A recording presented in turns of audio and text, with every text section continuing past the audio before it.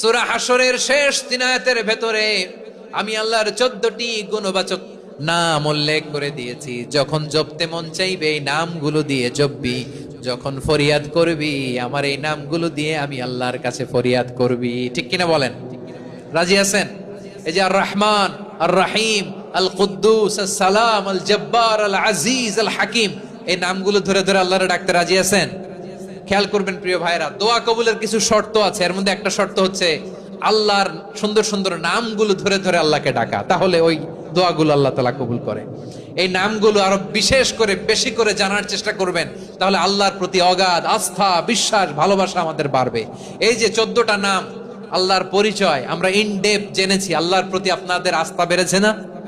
আল্লাহর প্রতি আমাদের ভালোবাসা আরো প্রগাঢ় হয়েছে না?